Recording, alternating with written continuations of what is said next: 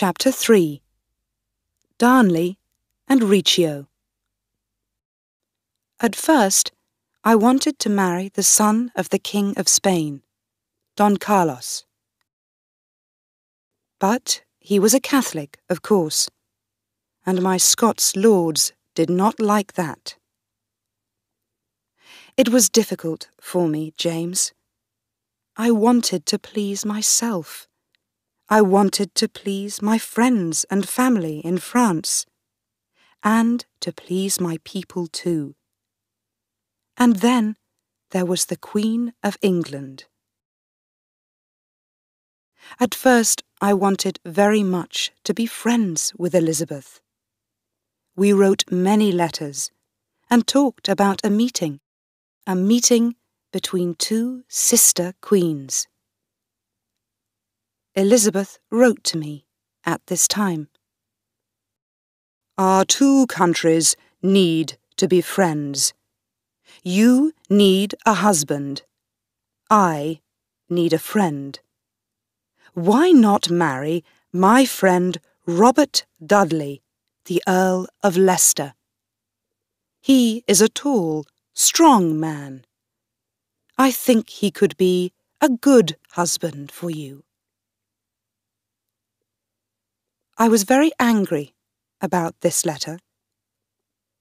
There were a lot of stories about Elizabeth and Robert Dudley. They were good friends. He often danced and sang and talked with her. Sometimes, people said, he stayed in her room all night. Dudley had a wife, but one day she died very suddenly. It was an accident. She fell down the stairs, they say. But then, perhaps she was unhappy because of her husband and Elizabeth. And she writes to me about a man like this, I thought. She wants him to marry me because he is her friend, her lover, perhaps. She wants her lover to be King of Scotland. I found a better man than Dudley, James. I found Henry Darnley, your father. He was 19 years old, and I was 23. He was a tall man, with a beautiful face and big green eyes. He talked and sang well, and I liked dancing with him. He often wore expensive black clothes, and he laughed a lot when he was with me. He was very young and friendly, and I felt happy when I was with him. I liked him very much, and I thought he loved me too. He was an important man too. We were cousins. His grandfather was King of Scots, and his great-grandfather was Henry VII of England.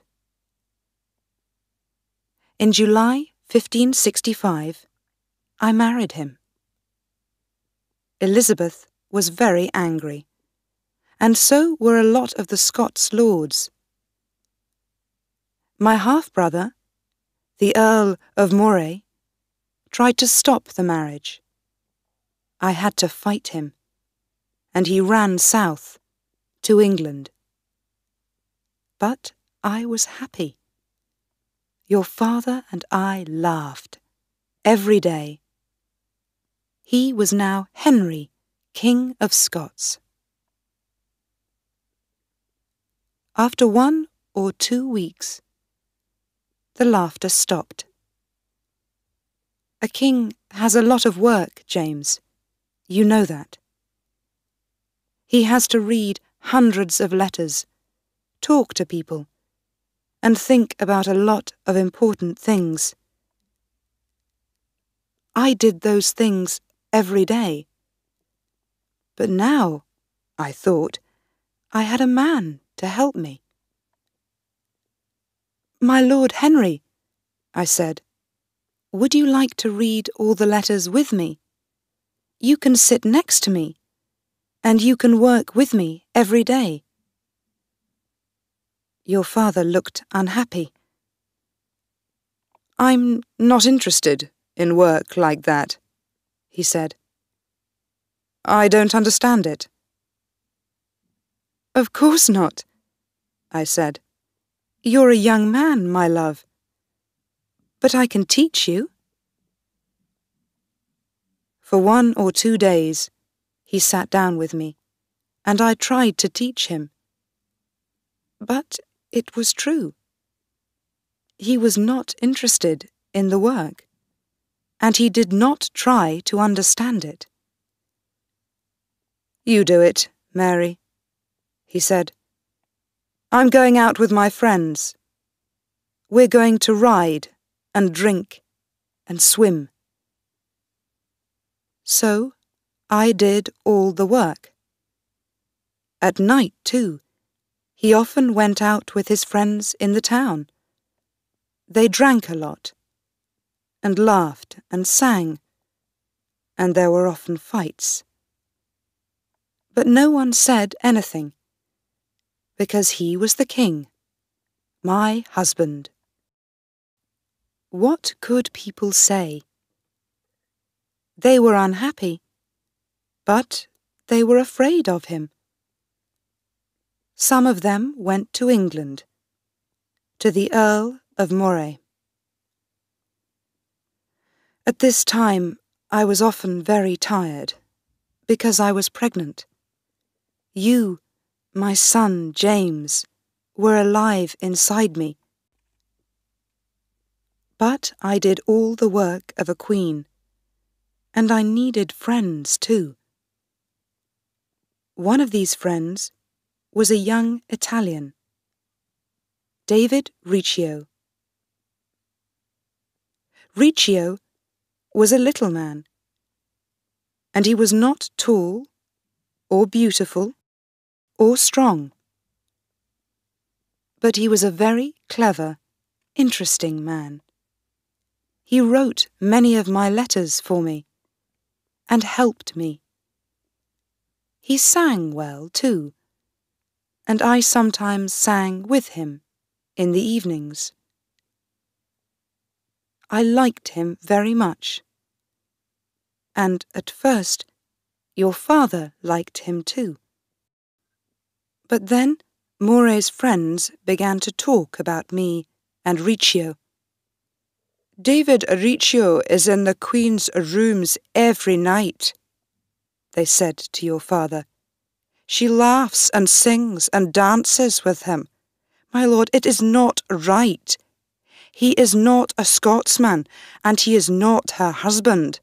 He is always with her." Perhaps they said other things too. I don't know. A lot of Scots lords listened to them. But I tell you, James, before God, I did nothing wrong.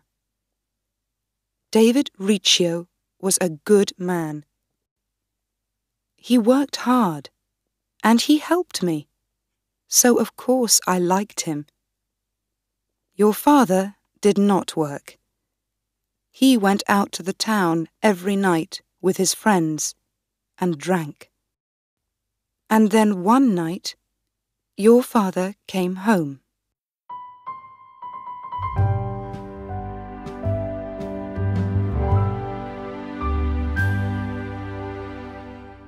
If you enjoyed my video, please subscribe, like, comment, and share. Thank you.